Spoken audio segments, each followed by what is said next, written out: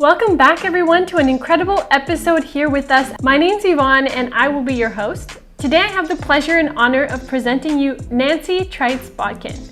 So Nancy is the co-founder and president of Think8 Global Institute. She's dedicated to helping companies, agencies, and corporations to increase their outreach, influence, and effectiveness with full alignment to their purpose and authenticity.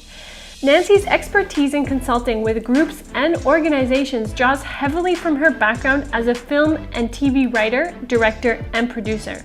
With over 60 national and international nominations and awards and over 450 hours of produced television and movies, her credits include an Emmy-winning HBO production, gold medals from New York, Chicago, Houston, and San Francisco, U.S. Parents' Choice Award, and her film Red Shoes shortlisted for the Oscars. But Nancy's main focus today and passion is to help women find their purpose and live it out loud. Think8 Women is her platform for empowering women to stand in their truth, speak in their voice, and connect with their greatness. One of these specific offerings is Nancy's Roundtables, which she now offers 3 times weekly online, drawing professional women from all around the world to share wisdom and insight that create courage and action. I am so excited to share her wisdom with you, so stay tuned.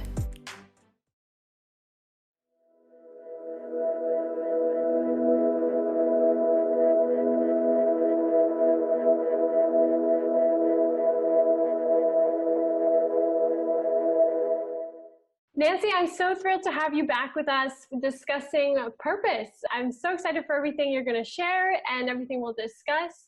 So thank you once again for being here with us. It's truly an honor for me and such a delight to have you here. So thank you. Thank you for inviting me. I'd love to jump right in because this is a question I get asked all the time, and I think you're the perfect person to answer this. So why is it important to know your purpose? And does anyone ever really know their purpose? Because I know sometimes it can seem fluffy, so I'd love to really give it a really solid foundation. So could you please shed some light on that for us? Absolutely. Purpose is important. How would I describe this best? Let me go for the car analogy. People often talk about passion, follow your passion. If you think about yourself as a car, there's gas, there's a road. You have to know who you are. You have to know what kind of a car you are. Make sure working. I don't know anything about cars, but make sure the whole thing's working. Gas is passion. It can run out. You have passion for this, and then it's, I really love that, but it didn't. Purpose is the road. Purpose is following the road. And when you know why you're here, purpose is, it's not just for your work. I describe it as a hanger, that it holds everything in your life in terms of what you do and how you do it and why you do it. So one of my daughter-in-laws is a doctor. She's a dermatologist. So her purpose in terms of being a dermatologist is that she really wants to help people know and take ownership of their own healing. She specifically deals with a lot of skin cancers. That's the majority of what she does. She's not a Botox person. She's really into the medicine. Your skin is the largest organ of your body. And she's an internist, really, because it's the flags that say something's wrong inside. So it's know your body, know your skin, know what that spot looks like, know if it's growing, know what that mole looks like, so that you can take ownership of where you are so that you can prevent any really bad cancers that can kill you. That's her purpose, is to really help people know their bodies so that they know the signs so they can help themselves. Another dermatologist who has the same training, et cetera, her purpose is to make money. Her purpose is not really, she helps people, but she set up a whole Botox thing and a whole skin line thing, and she does all this stuff because she makes millions a year. 2 dermatologists, different purpose that drives them in terms of what that is. So the road looks very different for what the one is doing as opposed to what Lex is doing, and why. And so when you know what your purpose is, it applies to you. It applies to everyone in your life, your significant other or your friends or your family or whatever. It's that thing that you do. It's how you do what you do. It's where you choose to go. And when you know your purpose, when you're off of it, it's like, how do you decide to say no to things? When you know your purpose, it's like, that's not mine to do. This is mine. This is what I do. So if you look at Oprah, for instance, her purpose, and she states it many, many, many times, is to help people, give them a bigger vision of themselves so they can choose to live their best life. That's her purpose. She's stated it many, many times. Her message, which is the drop down, is just live your best life. She's not saying live my life. She's not saying live the best life. She's saying live your best life. Why? Because her purpose is to give you a higher picture of what is possible. So when she has a guest on Soul Sunday, when she has a guest on, she doesn't say to them, how's your movie going? Yeah. Your book sales going. She says, how are you living your best life? And that's her purpose, is to help everybody, herself included. She's on that journey. So it's like, how do you live your best life? The next step in the 8 steps that we do, the purpose, your message, hers is just live your best life. So when I talk about finding your purpose, it's not just, oh, this is the hanger. It's the whole of your life. Why are you here? What is that secret? What is that thing that you do, that you bring to everything you do, to every relationship you do, that is so you? And the thing about women is we go, oh, that's just what I do. It's so true. I was going to say, yeah. It's like, oh, I just do that. And so I just give it away, as opposed to, no, that's your you do is it your purpose is to wake people up so that they can, do this and this and so, or whatever your purpose is. I mean, part of my purpose is to help people see who they are, to be as big as they are. But the reason I want them to do that is so they can soar, so they can be that big. Why? Because at the end of that road is destination. It's kind of like spiritual ways. You have to know that you're the green dot, who you are. You have to know where you're starting. Otherwise, and you have to know your destination. Yeah. And by destination, I don't mean I'm going to be a millionaire. That's not destination. What is it that your life wants to accomplish? What is it that you're brought here to do? What is it that when you're being full of you do like nobody else can do, and touches people, that changes their lives? What is it that you bring to your profession? What is it you bring to your family that is so you, that you just go, oh, I just do that. That's just me. But what is that? That is purpose. And when you bring that down and you can name it and truly name it, that becomes a road that is so magical. And I say to women, when you know your purpose and you're really clear about it, magic happens. And they go, yeah. and then like the work 2 days later going. In fact, the last woman I worked with, she called me on her way home, because one of the things that she put up in that she wanted to move into was speaking in universities. On her way home, she got an invitation to speak at a university on what she does. That's nuts. Wow. Her house. And it was like, she said, oh, guess what? It happened. Yeah. And it's like, when you're on your right road, and we know this intuitively, when you're where you need to be at the time you need to be, things happen. Doors open, people appear, offers come, and we say, oh, we just fell into it. We were lucky. No, we weren't lucky. Yeah. We were there for a purpose. So when I talk about living on purpose, it means staying on your road. And when you get off the road, on the side of the road is the bumps they put to say, wake up, you just left the road. It's the same in life. When you get diverted and you go, oh, but I could do that. I could, because I can do anything, so I can do that. You get diverted, it goes, and it stalls. And when stuff is stalling, yes, it doesn't feel right, or the wrong people are around it. Get back on the road. Get back on. Because when you're on your road, you have discernment. When you know who you are, it's like taking off blinders so that you can see, this is why I'm here. this is what I'm meant to do. That's not mine. That's not mine. I don't need to be Wow, there.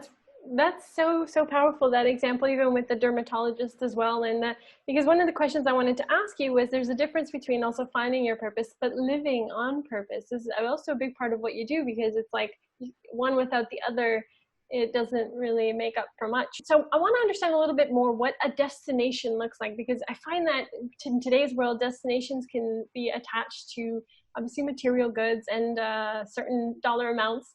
So what would you say a destination looks like for someone living on purpose? And not that it's only that, but just as an example for people to get practical. What's your, let me use you as an example. What's your purpose in doing these video talks? Where do you be? Yeah. So I want to completely heal the way women interact with themselves, with each other, and the way women lead. I want female healthy leadership, in the sense where the authenticity shines in the woman. And I see myself as a vehicle in terms of like as an artist and both as a facilitator, and making that happen and bringing that between us, with us, for us.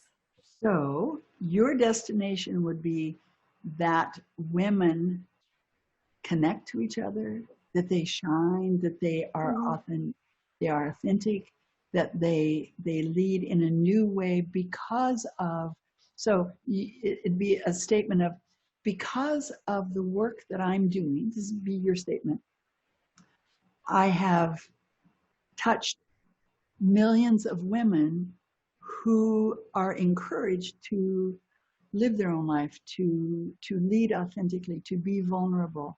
Because of what I'm doing, it's started a movement.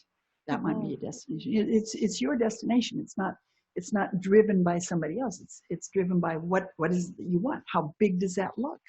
Is it because of the work I'm doing, I want to change how women see themselves, and I want this to be a platform where women can get, whatever it is, that's very specific to, and it's so interesting because in the 8 steps, you start with purpose. What is your purpose? What is your message? What is it you live? In other words, if you look at Oprah, it's like, it's your message is, live your best life. What is the tone by which you live that? Hers is not guide, it's then you get down to impact, all the way down. Content's number 5, characters. So beautiful, because it's like, who are you? Who is this person that's doing this? Knowing who you are. Then you come to content. What do you do?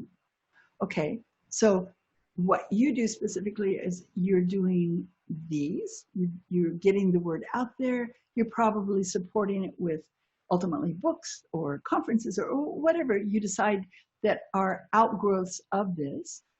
Next is structure. How do you structure that? How are you getting it out there? How are you getting the word known? Style creates the tone. In what way do you present it? In what way do you present yourself? So now you get to impact. Impact makes a full circle that comes right back up to purpose. If my purpose is to do that, then my impact should absolutely complete that circle. That therefore, if I've done that and I know that, then my impact, this is where I'm going. Now, the road, we never know where it's going to take us.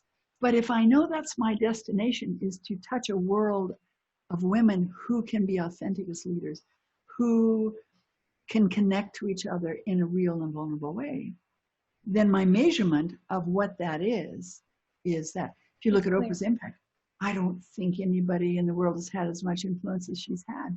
That's true. In terms of, she was the first one to talk about incest. She was the first one to talk about so many issues. When you talk about Black Lives Matter, she didn't have to do one on racism because she simply lived her Blackness of saying, I am you, you are me, we are. That's so true. She didn't have to say, well, you're white and I'm black. Hello. It's like that was irrelevant.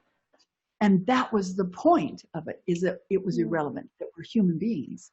And it was like, I don't think Obama would have been elected because there's so much racism. It would be like, oh, we don't know any black people. Oh, wait a minute, we know Oprah. Oh, right, she's black.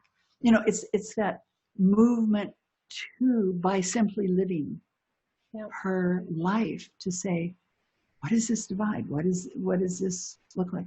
I think it's always fascinating to me because and what's incredible is the women that I've worked with, they set sort of, their impact that they want.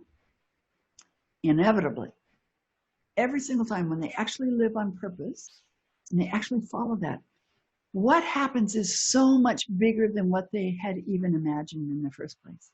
Wow. It's so much bigger because life is waiting for us to step into our greatness. It's waiting for us to step into what we are meant to bring. And it's like, oh, good, you're here to play. You got on board. Yay. Door for you. Let me open that door for you. You want to play? Okay. What about this opportunity? What about that? Do you like that? Let's play some more. Let's play bigger.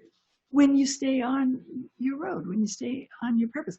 And it's like a number of the women I've talked to have said, I pinch myself.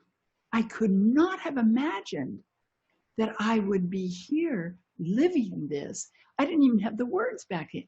I had a concept. And so purpose then becomes that center post for them that just, but everything around it keeps growing and growing and growing, but it's that center post. So fascinating. It is. How does it really come together with the person as the gifts that they are, and then their interest and their devotion to picking? Because sometimes some people can be very interested in many things, and picking one can be a little bit like terrorizing because they're like, oh my God, I got to do one thing. So how do you navigate someone through something like that? Couple of things, if I just sort of take that apart again, is there isn't one thing we have to do in life. There isn't only one. We have to be a this or a that. Life is so interesting that why do we just have to be this? Why can't we be all of this? Why can't I be a writer and a producer and a director and work with women? Why do I have to be just a director? Or why can I act? Why can't I be all of it? Why do we limit what we can be? Because the greater picture may be a whole plethora of all of that does something different, or at different times in our life that it's different given what we live in life and given how we do. So it's not static. It's not fixed. It is ever growing and emerging into, because my purpose is to be a nurse. It is never that. My purpose is to be a writer. It's not finite. Purpose is a much more the underlying reason and call. And I really believe it's a call that you have to be what for people, that you have in the way why do you want to reach people? What is that driving force in you that says women need to connect, they need to be authentic, they need to lead from that authenticity? I can create a worldwide movement. What is that drive? What is that? And how does that apply to your husband or your friends? When you find that underlying thing and that's elevated, that is purpose. Your purpose isn't to do podcasts. My purpose isn't to do roundtables. It is the vehicle by which I live my purpose, which is to help people see how big they are and live that, and live into that and find that purpose that brings it all together, that focuses it. When you know your purpose, it's no longer a question of, but I love this and I love this. You can love so many things in life and you can do so many things in life. But when you find the one for that time that satisfies that, it is a higher, it is senior to the other Everything things. else. You know what I mean? Totally. That it's like you might find that you love speaking to groups, but that your true love is speaking one-on-one with women and getting that word out there. That's what wakes you up and that's what gets you excited. And those are all clues, the thing that really gets you excited. It isn't just passion, because there's a lot of hard work that goes into this. If you're looking at passion all the time, then you're saying, oh, I don't feel passion for it anymore. Well, the gas ran out. Your purpose. The road needs constant gas. You need to stop in the gas stations and fill up. Okay, got it. 4 different pieces of satisfying and following that. And sometimes it just keeps enlarging, that it's like you started here, but it will grow into something that's even bigger. Here's the beautiful thing. When you know your purpose, nothing is wasted. Women come to me all the time and say, I am so scattered. I do this and I do this and I do that. And I have that and I have this gift and I have that. And it's so disparate. None of it fits together. And I say, how fabulous. How absolutely amazing. Because none of these pieces will be wasted. None of them. And they all fit in to, it's like creating this beautiful, beautiful vase that are in pieces. And the woman goes, I don't know. I can do this and I can do this. And when you find what that is, it all comes together and it's like, who knew I would be doing this? Who knew I'd be working with women? I certainly didn't know that. I thought my life would be as a filmmaker, as a television writer, as a director, as a writer, as a producer. I thought that's what it would be. That's what my career has been. But my career isn't my purpose. It's very true. I wanted to highlight that a little bit more because I find that we can get stuck there. There's this sense of before we even start, we want to know where we're going to end up. I still think that this is such a mental block, feeling like I need to know the destination. I want to arrive exactly at this location before I even start, before I even believe in this. And also that concept of instant gratification can sometimes be such a big saboteur in allowing us to let life unfold. So how do you guide women around those subjects, those two kind of pivotal blocks, I'd say, even though you kind of touched on it, but I want to highlight them even more, emphasize them because I know that they're big. First thing is to trust yourself. It's real simple. There's a knowingness that you have. And so for so long as women, we deny it. We listen to other voices. We listen to how we should be, how a woman is today. She should be able to do this. She should be able to juggle everything and be perfect. She should be able to look perfect and have kids and do a job and blah, blah, blah, blah, blah, blah, blah. You know, when you know who you are, it's that still small voice. There's a difference between that voice that is the critic that says, well, it's not enough and it's just not going to be good and you're never going to be enough. And that voice that said, that knowing is that still small voice that is your intuition, that is your higher self that says it's okay. It's okay. So the very first thing is to learn to trust yourself, learn to trust your own instincts. And most women have denied those for so long. They don't even know what that sounds like. I was going to say, they don't even know what trust in themselves even sounds like. No. So what is it you actually want? What does your heart want? What is it that wakes you up? What is it that you go, oh, that feels so good. That I'm right in the pocket there. What is that? Yeah. Second thing is to, as I said, when you're young, absolutely. What is the career you want? What is it you want to do? Explore it. Examine it. May not be for you. Try it. Find relationships. Have relationships. Fall in love. Fall out of love. Fall off a cliff. Jump. See how high you can jump. Try things. Don't be afraid. Ignore the barking dog at the door. Fear is the barking dog at the door that just says someone's at the door. That's all he says. Fear doesn't have any wisdom. One of the roundtables that I did with women, it was at the very start of COVID, and I did a series of 8 every week through those first weeks of COVID. It was so amazing. And I took them through a meditation about fear, just looking at fear, because the whole thing was on fear. Because at that point, everybody had such fear. It was like, okay, what is fear? And I had them imagine fear. Visualize fear, keeping your eyes closed and visualizing fear, and inviting fear to come in and sit across from them. And then just flowing love to fear, flowing compassion to fear. Fear doesn't know anything. Fear's just that little barking dog. And after their eyes opened, it was this beautiful meditation. After their eyes opened, I said, tell me what happened. Tell me what was there. And one of the women said, oh, it was incredible. Fear was like this huge, sticky, black thing that came in, and then it sat across from me in this chair. And it was like huge, and I just floated love and floated love, and it kept reducing and getting smaller and smaller until it was the size of gum. And she said, and because I said, now invite fear to leave. It's okay if you're confused. She said, instead of inviting him to leave, I just took him and stuck him under my chair because I thought, it was like, fear is that other thing of, I've got to succeed. I've got to have a career. I've got to meet my parents' expectations. I've done all this study, and what is it useful for if I'm not going to do this? And the reality is that may or may not be where your heart lies, but you have to know what you want and need that satisfies that first, and be open to life, to know, to follow that.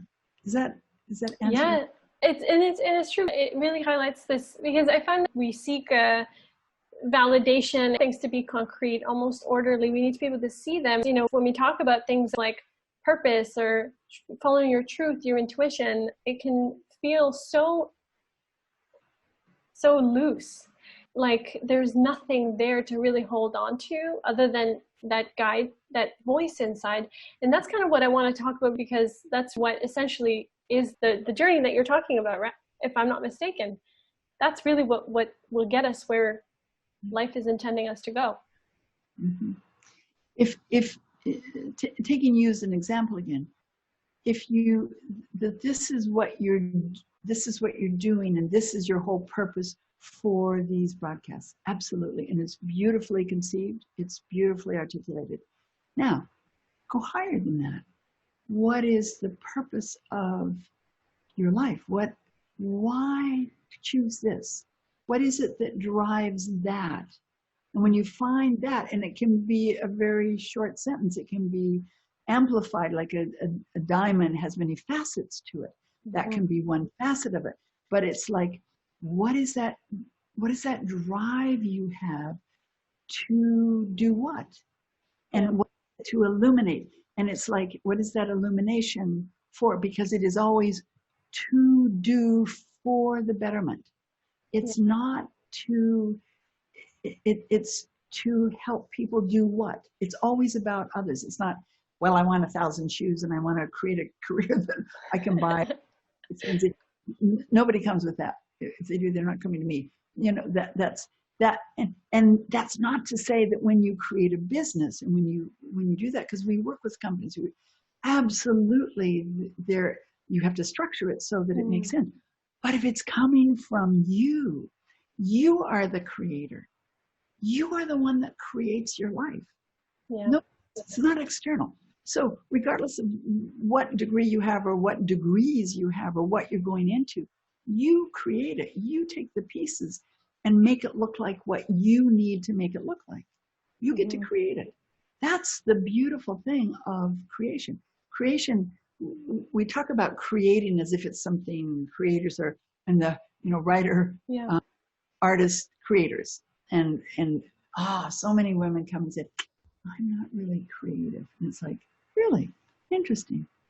Creating, the word definition is to create out of nothing, but it's to take pieces and arrange it in a different way so it is a new creation. So you go to the kitchen and you go, I'd like a cherry pie. Let's see, I've got flour, I've got eggs, I've got butter, I've got cherries. So there wasn't a pie. You created a pie. There is a pie, from the elements you've created. That's how we create all the time. And we don't even call that, we don't recognize it as such. So we get trapped in that, but it's not original. And if it's not original, then I'm not a creator. Oh, really? You think Michelangelo was original? Really? You think so? Okay, go back and look at the art before that. Go back and look at, yes, there are breakthroughs, but it's standing on the shoulders of other people, that this led to that, led to that. And if you look at just the trajectory of artists and what they learned and how Picasso, you look at what he took from African masks. And if you look at the various pieces that he had in his collection of African masks, and you look at his art, it's like, oh my goodness, he just constructed it. It's fascinating. It is, and it brings up a good point, because you will often talk about not just finding your purpose, but living it out loud and holding your position in space. Those are two things that you always bring up. And so I'm curious to really understand what it means to live it out loud and to hold your position in space, because I think that comes hand in hand with this, with the creation, the creativity, the ability to create that we're talking about. So what do you mean when you say we need to, you show them to how to live it out loud and really hold their position in space? Living it out loud is just what it says. It's like when you started these podcasts, what was the first thing you did in terms of getting the word out there? You sent out an email. You tapped into everybody you knew to say, oh, I've started this. I'm so excited. This is what it is. You're living that out loud. Yeah. When you're talking when you know what your purpose is, you don't have to go around and say, this is my purpose. I've got it across my forehead, or I'm wearing it on, a banner. You don't need to say that. True. You just live it. You live seeing who another is. You live the excitement of what you know that to be. And it infuses everything. You can't help but live it. When you're truly living your purpose, everything responds to that. Everything wakes up in it. So you're absolutely true. I talk to women very often about holding your position in space. And what that means is that regardless of what comes at you, you are the same person. You're not one person over here at work and another person over here with your family where you don't want to rock the boat, and another person here with your partner, and another person here with your friends because they only know you when you were 10, and then you're another person here when you're presenting on TV. And suddenly it's like, oh, what face am I wearing today? What am I, what am I going to be today? As opposed to being you. Yeah. And so that whatever comes at you, people, and this is the power of, and this is the secret of power, of owning power. As women, we so often only know power over domination. And so we're a bit afraid of that. This ties back into that whole discussion we had on success. Why are women afraid of success? Because it's tied into power, and I don't want power because the only power I've known is dominating other people. So when we talk about, mean girls, which is becoming less and less, we're talking about women who only know the model of power over. So I'm in charge, so I'm going to be this way. As opposed to, I don't have to have power over anybody. The only power I need to have is to be fully me, aligned.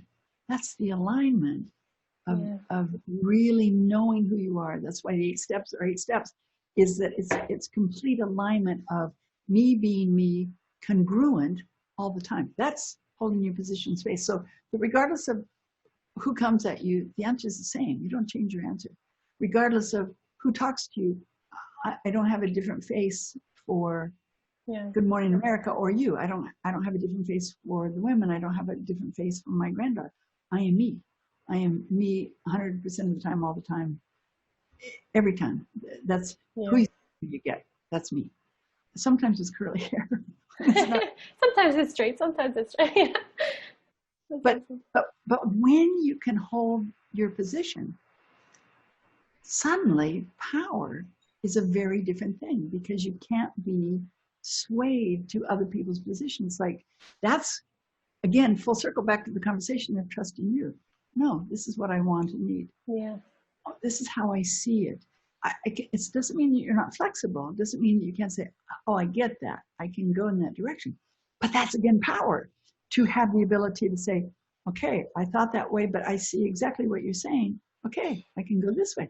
But that's not changing who you are. Yeah. That's the ability to step in somebody else's shoes. It's the ability to see another person, because you don't have to have your way.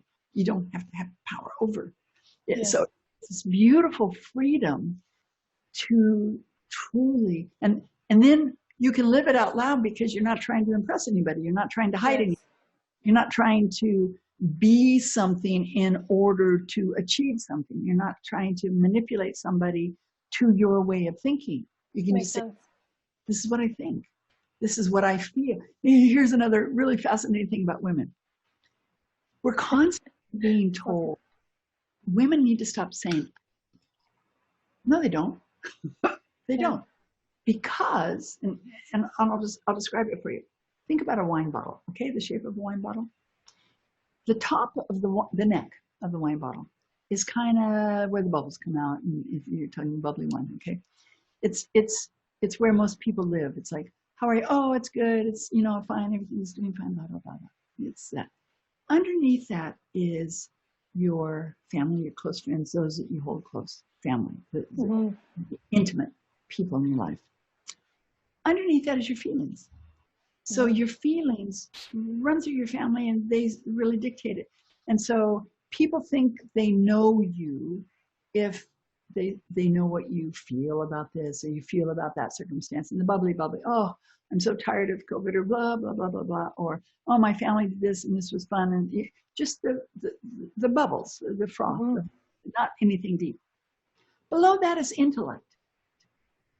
Now, our emotions and intellect sit side by side as women. They're two different things. So we can feel one thing about something and think something totally different, diametrically opposed, and have the ability to hold both and say, well, what I feel is this, but what I think is this. So I'm going to kind of go more this way. So when a woman says, and we're constantly being criticized by saying, when you speak publicly, do not say what I think. No, because we're signaling, this is what I think, as opposed to saying, but what I feel. Yeah. Two different things.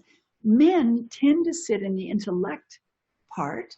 They don't go up through family or through emotions. They go outside the bottle up to the, so about this. What do you think? Skip the whole thing, yeah. No, skip the whole thing. Below it, on the bottom of the bottle, is you in your heart, your core. And when you know who you are, when you've done your own work, however you get there, know what your purpose is. You live from that place, which allows it to come up through the emotions, through the intellect, but you don't have to go through the bubbles. You can if you want, but you can just live from there. And that's that vulnerability that we were talking about before. And that's that ability, full circle, to hold your position in space, is that you know exactly who you are. That's so powerful. And actually, when you do this, it reminds me of another beautiful explanation you have of the different even stages that women, like sometimes you were saying that when they're in their 20s, life is a little bit like this. I'd love if you could just cover that a little bit, because with that bottle and this, I think it's just such a beautiful way to really understand the different the stages of women. Yeah. My understanding of life, because I've lived a long time, is that when we're in our 20s, our feet are out here and our head's here, and we're just like, we're running, and it's like, oh, this is great. Oh my goodness, I'm going to turn 30. And then we get to 30 and our head's out here. It's like, whoa, gotta gear down, gotta get this together, gotta, my career, you gotta make this work. And it's like, and we're really doing this, and our feet are here, but it's like we're leading with our intellect, our drive, our brain, our, everything that we have. And it's like, get ready and do it. And then we reach 40 and we go, whoa, I'm here. Okay, this lines up. And 40s are so wonderful for women, because they're like, wow, what was all that running? And what was all that? I wouldn't go back to being 20 for anything. It's like how wonderful to be here and have gathered all this stuff. We take longer to put it all together because we have kids and we have families, and women give 100% to everything. We really, really do. We can multitask and we give everything. But by 40, it's like, okay, I'm going to concentrate here. I'm going to do this. And then 50s are even better, because it's like at 50s you go, I don't care. I'm just doing my thing. 60s each decade gets progressively better when you know who you are and when you're living fully alive, because it's like it doesn't matter what people think, how they view you. It's irrelevant. It's so irrelevant. You simply you realize the gifts that you have, the love that you have to give, the ability you have to create, all the experiences come together. Not that they don't earlier, of course they can and they do, but it's like you relax into that, and there's this, there's a wonderful wisdom. It's not to say that by the time you get older you have wisdom. I mean, there's certainly plenty of examples of people that don't. When you live fully and you live awake, alive, reading, growing, and that is one of your goals. By the time you reach that age, it's like, I know who I am. I'm still growing. I'm still learning. I'm still understanding. But look at what I have. Gratitude plays a huge part of that. Yeah. To know the gifts that life has given you, that to embrace your body, to embrace your mind, to embrace what you have and be grateful for what that is and for what you bring to the world and for the gifts that enlarge as you use them, that anything you do gets bigger, gets better. Wow, that's, it's and actually one of the questions that I had was, what do you love about being a woman? Because I find that that's kind of like that was one of the questions I had, but I think this really does bring it all together. And so I'd love to actually talk a little bit about Think8 Women, and because that's how you, well, you're in your individual, but it's how you professionally show up. It's like the company from which you work with. And so I'm looking, I want to understand the company, what it does a little bit more, and also what is its mission? What kind of world is it looking to create, as if it has like because you guys do some really impactful work. I know you also have a branch that works corporate, and you also work with many, I need to sort of back up a little bit to explain it.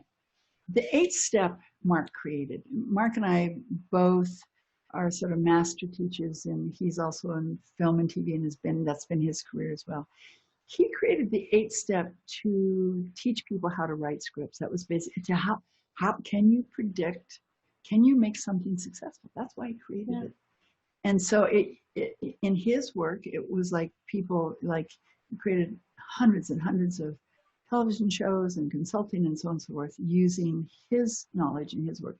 I had created 5 steps, not knowing him, and it was what I taught out of. It was how I understood life, how you break apart and understand structure and form to create anything. So I had 5 steps, he had 8. When we got together, he said, we should see if they work. And it was like, there was an amazing overlap, except I said, yours is better than mine because it finishes it. I didn't have impact, certainly in films, but I had heart instead of purpose. So many of the things were similar. So we created a film company together when we first got together. After a couple of years, we created our own film company, First Star. And we were doing amazing things all over the world. And we used the 8th step to help people create their companies, or if they were transitioning from careers, but it was mostly artistic people. And so one day I worked with a woman for her career. She was transitioning out of Cirque. She had been in Cirque, and she said, this is so amazing. This is totally, totally amazing. And we called it Think8 because it was a different way of thinking, a different way of solving problems. Yep. So instead of the 8th step, it became Think8. So it was like, she said, this is so amazing. You could do a life with this. And I said, probably. And she said, well, do mine. I said, okay. So it was like, let's take your life and look at it. And that, like, how does this apply to a life? Because it's like bigger than just a career. Right? So we'd move from career or scripts to companies to careers. And this was sort of getting bigger as we did it. And then it became a life. And it was like, oh my goodness, that is so profound. It is so utterly profound. And that woman then sort of talked to another, it just came about. It wasn't sort of a plan. So it was like, then that woman talked to another woman who talked to another woman. And as I started, at first I was working with men and women, and then I said, no, I don't like working with men by and large, because they go, what do you want to know? And women just go, here I am, let's go. All of the pieces of my life came together in the sense of what I knew, what I'd lived, what I'd learned, how, and then using the 8 steps. And then it was like, and then I was asked increasingly, could I do the roundtables here? Could I do this? Could I speak? And it was like, and now I was juggling both, yeah, my film and writing and doing that full time and doing this. And after a while, it was like, oh my goodness, I love filming. I love directing. I love writing. I'm yeah, good. I'm well awarded. I do really well. I do good stuff. I love it. But that versus helping a woman find her purpose and just soar into her life, it was like, this is a whole lot less important. And this became less and less and less. And then it was like, okay, I've got, well, the book came about in terms of one of the women said, you know, all these amazing women, but we don't know each other. Could I have a dinner party and invite these women? I said, why didn't I think of that? That's a great idea. So she invited 12, and it was like one conversation for 4 hours of all these amazing women, 12 women that I'd worked with. I mean, there were a lot more, but she invited 12. And it was, the whole night was, what's your purpose? What's your purpose? How are you living it? That's amazing. How that? And so Emily, it was Emily that did this, got up at the end and said, since Nancy is so bad at defining what it is she does and how she does it, why don't we write her a letter and she'll make it into a book because she's a writer. And it was like, Emily, that's a really big order. I'm going to write a book. Really? So wow. Wrote all the women. Beautiful. 18 women wrote these amazing letters. I mean, everyone that came, I was on the floor in tears. It was like, oh my goodness. Because it was like, I do my work, they go on. It's not like, you know, and it was like, I stayed in touch, and it's growing, it's growing, it's growing. So I wrote the book, and then it was like, well, now we need a website, and it's like its own company. It's not Think8 anymore. It's Think8 Women. So it's like, so Think8 Women isn't a thing. It is how I organize where you can find me, how you can find what I'm doing, how you can meet other women, where you can find where I'm speaking, where you can find the book, how you can find, it's simply a way to, as a reference point to say, if you want to know what I do, go to the website and see it. But Think8 Women is, and it's grown really big. I mean, Susan's my director of operations, and I couldn't do it without her because there's a lot of pieces and there's a lot of people. Yeah. But it's not it doesn't have an organizational goal. It is the way to organize and hold. It's a vessel to hold what I do in a way that organizes it, so I'm not going crazy. You know, like the container, I guess. It's a container that allows people, it's a platform that allows people to see what I'm doing, how I'm doing, what's happening, and to interact with other women and to say, whoa, I would like to know more about that, or I would like to. And the work that I do is now the online Create Your Life series, which is 4 weeks, 2 weeks off. And so in September, I'll start again. I've just started the series now. It's 2 hours every night or day, depending on which session you go to, deep dive on one topic. So I've transitioned from the live roundtables to the individual.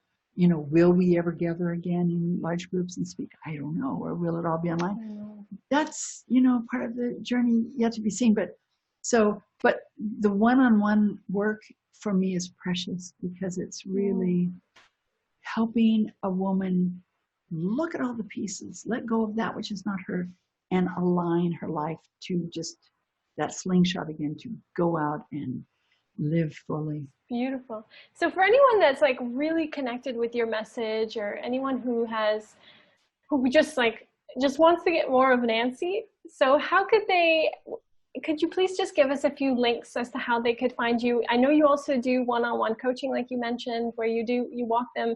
I think you take them to your house for a couple of days and you do this amazing almost retreat. I don't know if you're still doing that.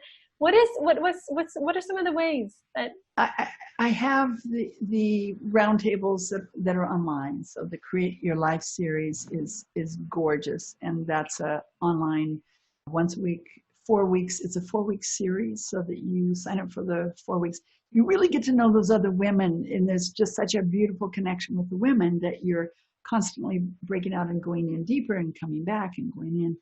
So that's one way. My book, of course, if you go to Think8Women.com, all the stuff is there in terms of the roundtables, in terms of the book, or where I'm speaking, which I'm not right now because nobody's speaking it online. And just sort of, and you can contact me from there. The one-on-one is the closest to my heart, because I do bring the women here for 3 days, and it's like a soul spa. It's just, we dig in and we look at what's been stopping you. So there's a lot of time devoted to what are the stops? Who said that? What were the intentions? And just looking at how where you got stalled, where you got stopped, where you believed that you weren't big enough. And then after we clear out all that, and it's like, it's profound. That's hard work. Those hours are hard work. And it's 3 days of eating, of walking, of talking, of we live, we breathe you. There's no clocks. So you just, it's, we go to your energy, you sleep, we talk, we walk. It's very, very intense, but it's profoundly changing. And then we go into the 8 steps until it's an aligned whole. And then I don't go away. I mean, I'm not a coach, but I stay really connected. And I have a whole group of it was Emily that said the invite for that dinner was the Wonder Women, and it was Nancy's Wonder Women. So they still call themselves the Wonder Women. It's like,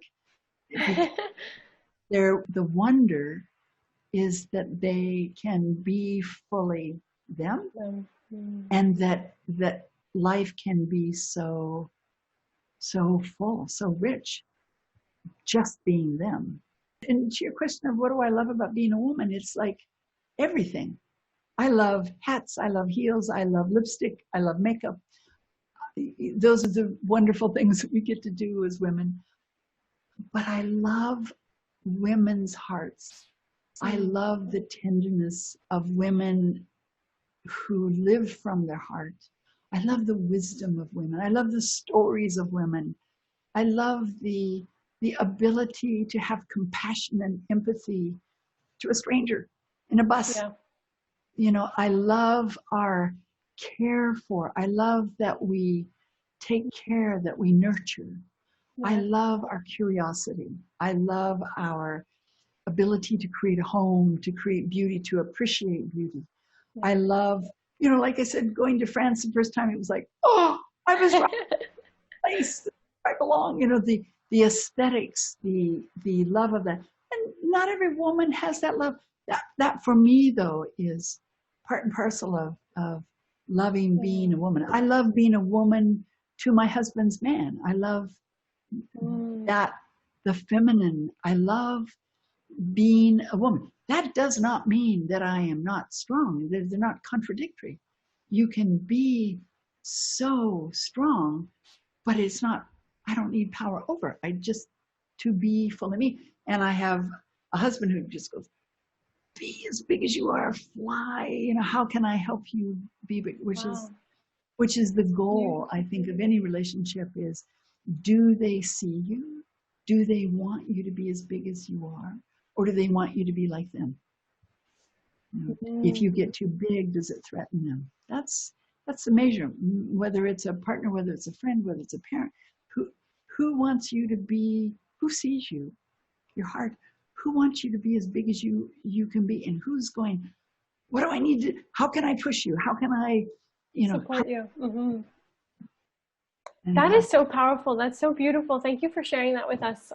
There's a lot of nuggets there even with regards to Mark and just really that power over. And I think there's a lot of concepts there that I wish we had time to really dig deeper on. And I hope that in the next time we have you back on the show, we can really even dive deeper on this episode on relationships and like love and that vulnerability and that understanding of what it means to not have power over, but simply power of our own self. So I'd like to actually close on two notes. And the first one is that, what is the best piece of advice someone gave you on your journey? Good question. I imagine it would be the therapist that I had many, many years ago, who was just so wonderful and helped me put all the broken shards back together. Mm-hmm. And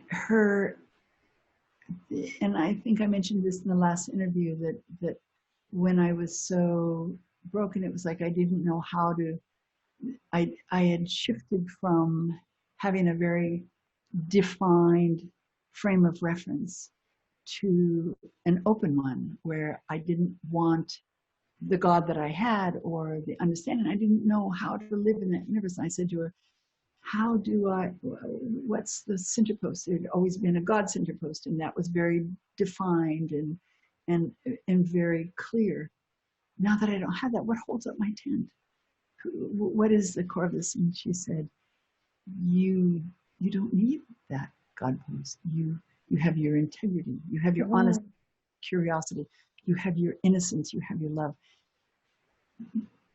That is what all of us have. That is us at core. And that has remained, that you are enough, that you have everything you need. You don't have to go outside and find it. You may have to go outside to figure out how to put it all back together or how to shape it. Yeah. Have it. You're enough. Wow, that is so beautiful. It's true. And it's a conversation that we need to keep having, to keep reminding ourselves that we are enough. We are standing. We have two legs. That's beautiful. And so the last question I wanted to ask you before we part is, if you had one wish for all future women, what would it be? That they would find their purpose and live it live it out loud. that they would big and so magnificent, and know that it touched everybody in their life. We can change the world.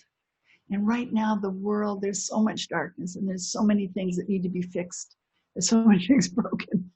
But women truly who are alive and full of their own knowingness and ability can change. We start where we are, and those ripples go out to give each other permission to be fully magnificent. Yeah. That's what I would wish. Wow, thank you, Nancy, so much. I'm so grateful for all your wisdom. Thank you for sharing this with us. So many nuggets here. So thank you so much for walking us through that, diving deeper with us, and just sharing. So thank you so much for coming back on with us. Oh, thank you.